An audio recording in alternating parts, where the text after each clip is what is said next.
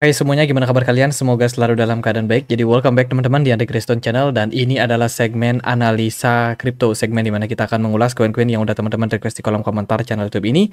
Dan hari ini kita akan membahas untuk token Blast sama satu lagi koin yang lumayan banyak di request teman-teman, yaitu Koreum. Oke, tapi sebelumnya aku mau forward satu campaign teman-teman, datangnya dari Gate.io. Teman-teman pasti udah nggak asing sama airdrop Dogs ya. Jadi Gate.io lagi ngadain event yaitu memprediksi harga Dogs.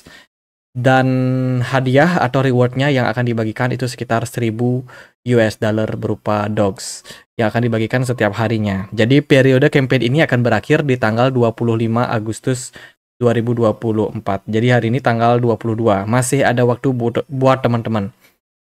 Caranya bagaimana? Caranya yaitu teman-teman wajib untuk masuk ke halaman dari Gate.io ini. Kemudian teman-teman tinggal bikin prediksi.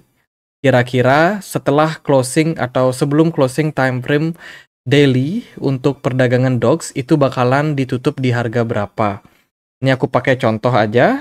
Kita kasih harga Dogs itu sekitar, ini pakai contoh ya. Nah, Dogs akan closing di harga 0,0023. Ini contoh, teman-teman boleh bikin prediksi kalian bebas sesuai dengan hasil analisa dari teman-teman.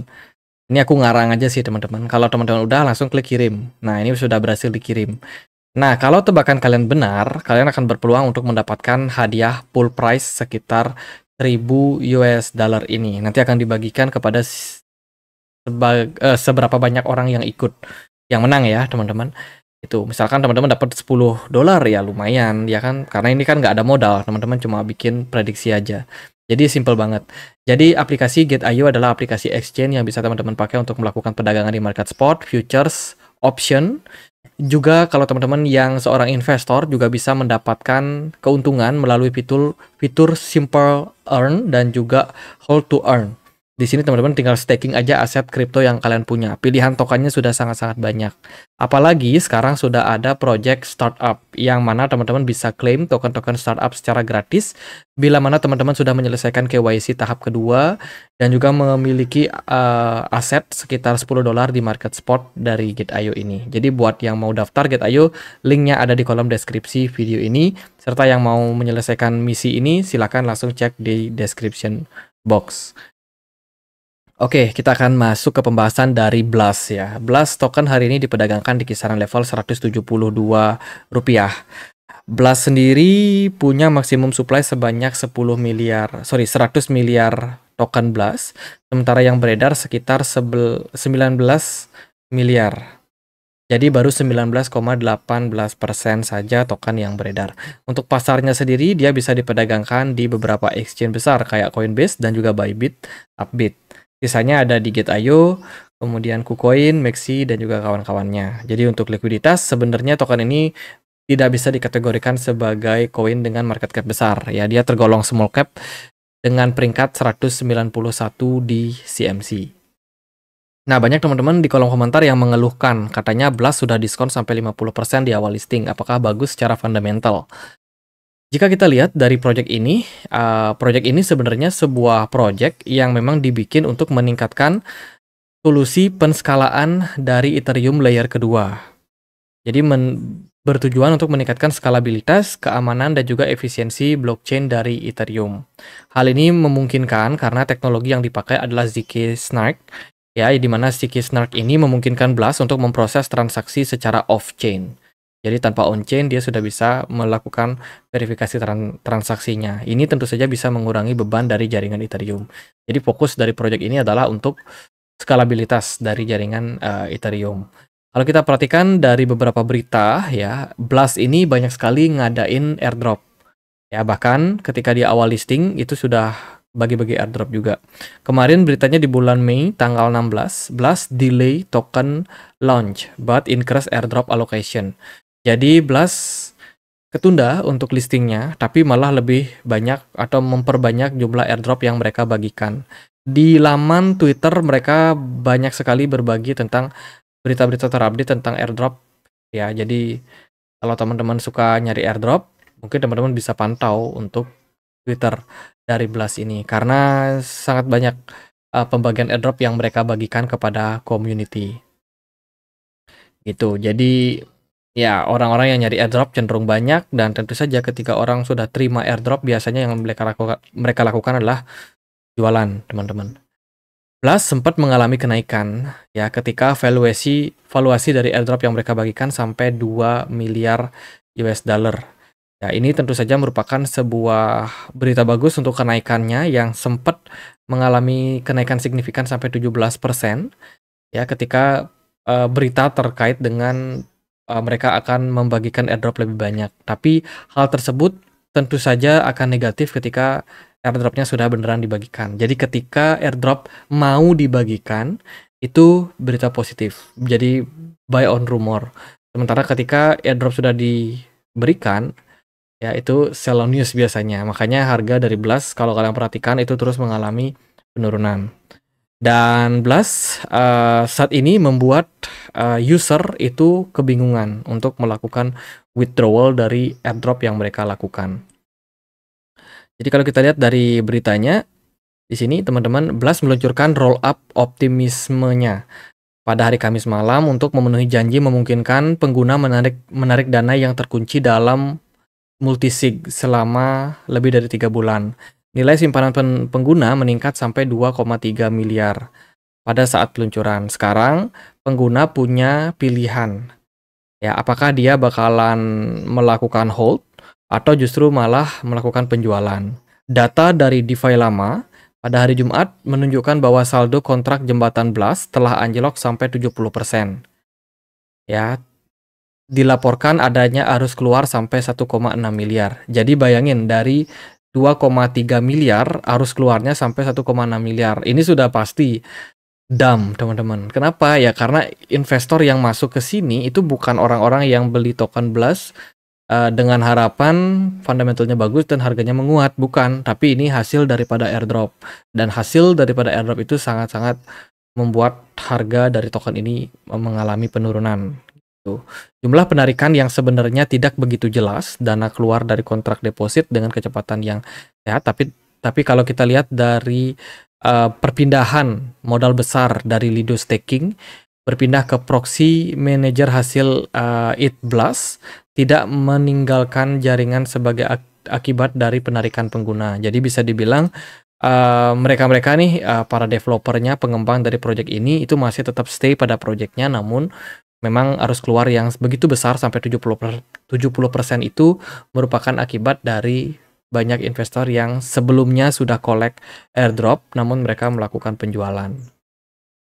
Kalau kita lihat dari Blast Scan, di sini kita bisa melihat adanya alokasi yang cukup besar sekitar 500 juta US dollar atau sekitar 50% dari total keseluruhan Blast yang beredar itu masih di hold, teman-teman. Artinya adalah dump yang terjadi pada Blast itu disebabkan karena segelintir investor yang memang melakukan sell off gitu ketika pembagian airdrop.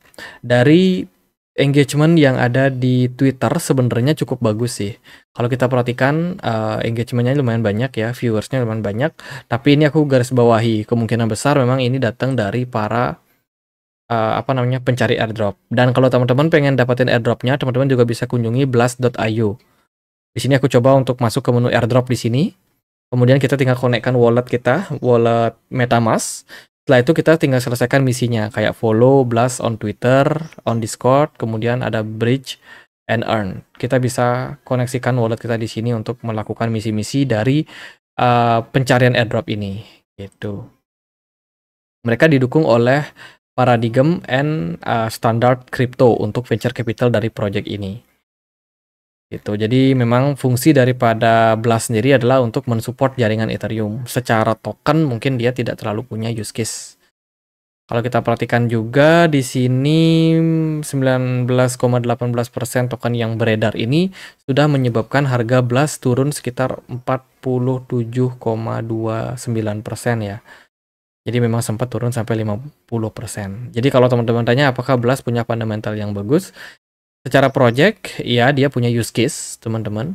Tapi kalau secara token, sayang sekali token ini dibagikan banyak berupa airdrop.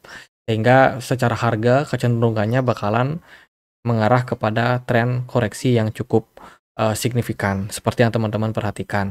Namun yang juga teman-teman harus garis bawahi saat ini, jumlah dari token yang yang di hold oleh whales itu masih cukup banyak. Ya, sampai 50% ditambah lagi 33%. Itu berarti sekitar 27%-an itu memang masuk ke pasar ke market retail, yang memang retail ini pada jualan, ya, menyebabkan harganya crash. Gitu. Kalau kita lihat dari price action, Blast sudah turun, ya, turun lumayan, dan saat ini proses pergerakannya cenderung masih recover, berusahalah untuk recover, apalagi ada beberapa sentimen yang bagus dari market Bitcoin-nya sendiri. Dan kalau kita lihat secara teknikal, sebenarnya Blast ini sudah mulai ada unsur pembalikan arah, ada tanda-tanda pembalikan arah, ya. Ketika kemarin dia turun di level terbawah sampai 0,008 dolar, akhirnya bisa bounce naik ke 0,01 dolar, ya. Lumayan ada kenaikan. Namun kita lihat dari trennya ini masih perlu untuk kita waspadai terhadap koreksi lanjutan pada Blast. Volume perdagangannya menurun kecil dengan posisi smart money yang masih terbilang sangat kecil pada token Blast ini. Gitu. Jadi kalau teman-teman mau masuk ke proyek-proyek seperti ini, saya rasa untuk spekulasi masih oke, tapi please jangan pakai alokasi dana yang besar. Kenapa? Karena mereka masih sedang melakukan yang namanya pembagian airdrop. Takutnya ada berita listing airdrop lagi menyebabkan, ya, tekanan jual pada harga dari Blast ini. Makanya, ya, buat yang memang investor pengennya invest di coin fundamental bagus, menurut saya bisa dicari koin-koin lain nih selain Blast. Tapi kalau yang memang suka spekulasi, ya itu bebas-bebas saja, teman-teman. Oke, itu dari Blast. Sekarang kita akan bahas Corium, ya. Corium hari ini diperdagangkan di kisaran level Rp954. Corium sudah drop lumayan signifikan sejak dia awal listing. Bahkan kalau kita lihat dari pertama kali listing, harganya itu sekitar Rp10.800. Dan sekarang harganya cuma di 954 perak. Turun sekitar 91,37% sejak awal listing. Wow, ini anjlok parah ya, teman-teman. Corium sendiri merupakan sebuah project yang memang punya tujuan untuk menyelesaikan berbagai masalah pada blockchain pada umumnya. Jadi Corium ini diciptakan memang dengan tujuan untuk pertumbuhan dan juga perkembangan aset kripto, yang mana ini bisa dipakai oleh beberapa institusi ke depannya, sehingga lebih banyak menyediakan layanan infrastruktur di dunia blockchain, menambah penggunaan di dunia blockchain. Namun kalau kita lihat secara spesifikasi, proyek ini lebih berfokus kepada penerbitan stablecoin, tokenisasi aset tradisional atau berhubungan dengan RWA, CBDC, dan juga smart contract serta NFT. Jadi tujuan dari penciptaan token ini sebenarnya ada beberapa fungsional gitu, teman-teman. Cuman kalau kita berbicara tentang kebutuhan spesifiknya, sebenarnya kebutuhan dari apa yang menjadi misi dari Corium ini sudah bisa diselesaikan oleh banyak blockchain yang sudah ada terlebih dahulu. Jadi Corium bukan satu-satunya blockchain yang menyelesaikan hal permasalahan tersebut di dunia blockchain. Gitu. Jadi bisa dibilang, ya, token ini rata-rata aja sih, bukan sesuatu yang menonjol ataupun signifikan, teman-teman. Jadi ini beberapa proyeknya, ada RWA, kemudian juga ada gaming ecosystem, CBDC, and stablecoin, termasuk juga nanti ada market-market NFT. Sekilas untuk roadmap-nya, mereka di Maret 2024, mereka sudah melakukan konektivitas atau melakukan integrasi dengan Ripple Ledger atau XRPL. Ya, di mana dari Corium sendiri yang notabene merupakan running di jaringan Cosmos, itu sudah bisa terhubung dengan jaringan Ripple atau jaringannya XRP. Kemudian dilihat dari roadmap-nya, di April 2024 mereka bikin open source token hub, tempat untuk bertemunya para developer untuk membangun smart contract mereka. Ini aku belum dapat data terkait dengan di mana tempatnya dan seperti apa progresnya sampai sekarang. Itu. Kemudian mereka di bulan Mei ada bikin aset tokenization clawback. Ya, ini adalah smart contract yang nantinya menghubungkan beberapa fitur-fitur seperti yang terhubung pada RWA tadi. Kemudian juga ada smart token extension, native DEX implementation, ya, dia juga ada kerjasama dengan beberapa DEX untuk menambah likuiditas daripada token Koreum. Terus juga ada aset tokenization gateway yang mereka akan bikin di kuartal ketiga ini. Tokenisasinya akan join dengan Sologenic. Untuk berita di Twitter aku belum lihat sih berita terbaru tentang tokenisasinya. Namun ada berita tentang network upgrade volume keempat yang mereka lakukan. Jadi upgrade ini baru saja selesai votingnya dan 99,74% setuju kalau mereka bakalan melakukan upgrading. Ini votingnya baru berakhir di bulan lalu ya, sekitaran tanggal 23 teman-teman, 23 bulan Juli 2024 gitu, dan mereka resmi bakalan bikin upgrade yang kedepannya upgrade ini akan meningkatkan performa, improving performance and stability, terutama untuk beberapa transaksi, contohnya kayak smart contract, kemudian juga ada NFT dan juga isu-isu yang lain. Itu sih upgrade terbaru dari Koreum. Mereka juga dapat rating yang menurut saya wow ya dari Certic. Certic ngasih rating double A, 92 skornya teman-teman. Dan ini bisa dibilang merupakan salah satu project dengan kekuatan fundamental, kita bisa bilang ya. Cara kedalaman project itu terbilang bagus.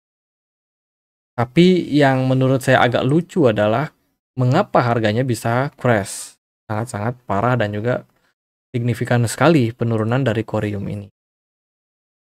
Kalau dari saya sih melihat fenomena ini mungkin nggak terlalu kaget, karena saya melihat tidak hanya dari dia punya fundamental, namun juga seperti apa atau seberapa besar market cap yang dimiliki oleh Koreum. Koreum tidak bisa dikatakan sebagai token dengan market cap besar. Market capnya cuma 366 miliar rupiah saja. Jadi siapapun yang punya duit, mungkin sekitar 1 miliar, itu udah bisa bikin sedikit pergerakan terhadap Koreum, apalagi kalau punya 100 miliar rupiah ya, misalkan dia trading kan di Koreum, itu bisa manipulasi harganya sangat signifikan. Dan itu pernah terjadi ketika dulu Koreum pernah diperdagangkan di kisaran 10.000 rupiah. Sempat nih dia itu naik sampai 8 ribuan. Teman-teman, sempat naik sampai 8.900-an, tapi akhirnya mengalami crash dan juga koreksi parah. Padahal sebelumnya Koreum ini pernah berada di 10.000, turun ke 2.000 dan kemudian naik lagi ke 9.000. Itu kan menunjukkan bahwa siapapun ya bisa memanipulasi harga dari token ini. Dan sekarang harganya sudah crash sangat-sangat parah. Untuk pasar yang bisa memperdagangkan itu ada di Gate.io, Maxi, Bitget, Osmosis, Bitmart, dan kawan-kawan yang lainnya. Jadi kalau kesimpulan saya sih melihat fenomena tersebut, ya mungkin karena tidak terlalu banyak adopsi. Engagement di Twitter nggak terlalu gede juga, teman. Itu sih dari Koreum. Jika kita melihat secara price action, secara pergerakan harga, Koreum masih berada dalam tekanan jual. Kemarin dia baru aja breakdown dari level 0,069 dolar dan saat ini berada di kisaran level 0,061. Volume perdagangan cukup tinggi, namun smart money semakin lama semakin rendah pada Koreum. Koreum belum mendapatkan momentum untuk kenaikan berikutnya saat ini secara jangka pendek. Nah, inilah yang saya maksud, token Koreum ini rawan sekali sama manipulasi harga. Jadi kalau teman-teman mau masuk ke token ini, ada resiko ya teman-teman, ketika beli harganya malah di bawah turun. Karena kalau kita mau main di koin-koin seperti ini, kita itu wajib punya data on-chain yang lengkap, teman-teman. Data tracker lah. Kita harus bisa melihat kapan wheels buy, kapan wheels sell, teman-teman. Kalau kita lihat dari sini, sepertinya sih tekanan jual masih sedang terjadi dan berpotensi membawa Koreum ya berpeluang untuk kembali koreksi bila mana tren belum segera berbalik. Jadi ya kita sudah melihat structure daripada market Koreum ini cenderung membuat higher low baru. Di sini higher low, sorry. Nah, ini higher low ya, higher low, higher low, higher low. Memang dia naik, tapi karena strukturnya seperti ini, mungkin kita akan create satu higher low lagi dan kita berpeluang untuk kembali mengalami koreksi. Dari itu ya, tuh menurut saya sih buat teman-teman yang memang pengen invest, yang sayang sama duit kalian, hindarilah token-token seperti Corium ya. Kecuali teman-teman memang siap dengan segala macam resikonya dan teman-teman melihat, wah ini kesempatan buat buy. Ya bisa sih, tapi untuk hold jangka panjang saya rasa enggak ya. Mungkin jangka pendek aja buat scalping-scalpingan masih terbilang oke. Next target adalah di 0,07.